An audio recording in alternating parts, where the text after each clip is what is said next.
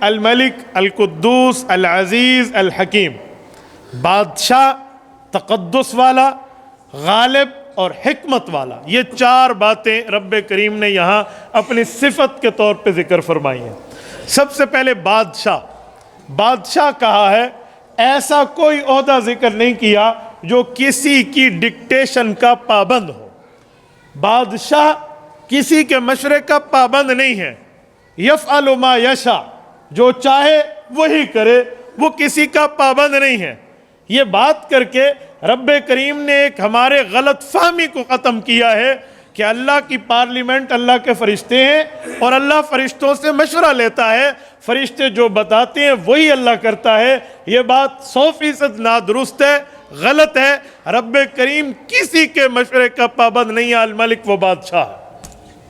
یہ اللہ رب العزت نے ہمیں سمجھایا کہ یہ نہ سمجھنا کہ اللہ کسی سے مشورے کا پابند ہے۔ آپ کے ذہن میں خیال آئے گا اگر اللہ رب العزت مشورہ نہیں کرتے تو جب آدم علیہ السلام کو پیدا کیا جا رہا تھا تو رب کریم نے فرشتوں کے سامنے ہی کہا تھا انی جاعل فی الارض خلیفہ، میں زمین میں اپنا ایک نائب بنا رہا ہوں۔ یہ مشورہ نہیں ہے تو کیا ہے بھائی؟ یہ مشورہ نہیں ہے، یہ فیصلہ سنایا جا رہا ہے۔ انی جاعل فی الارض خلیفہ، میں زمین میں اپنا خلیفہ بنا رہا ہوں۔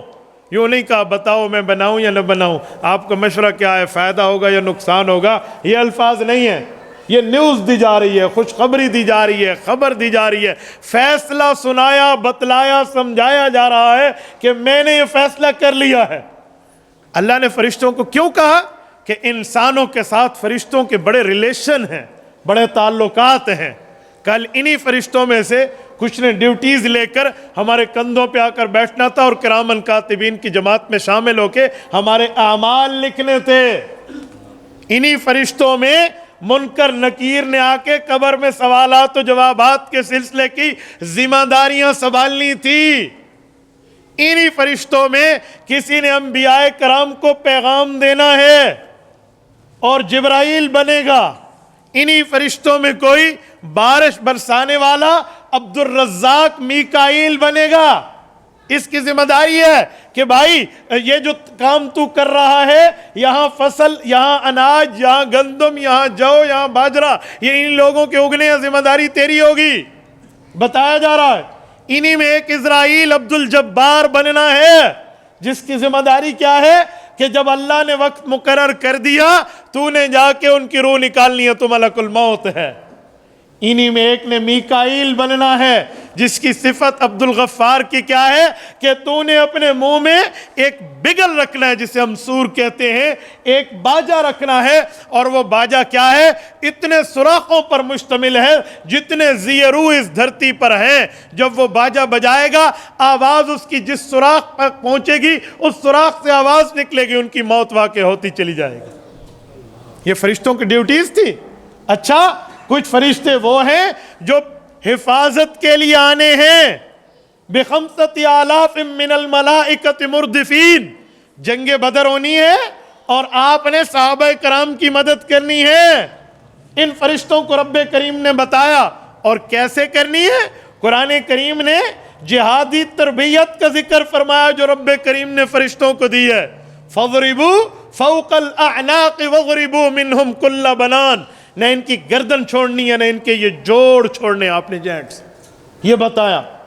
ان فرشتوں کی ذمہ داریاں ہونی تھی کہ ان فرشتوں میں بعض فرشتے جو بادلوں کو لے کر چلیں گے، وَالْمَلَائِكَةُ مِنْ خِيفَتِهِ، یہ فرشتے یوں لے کر چلیں گے۔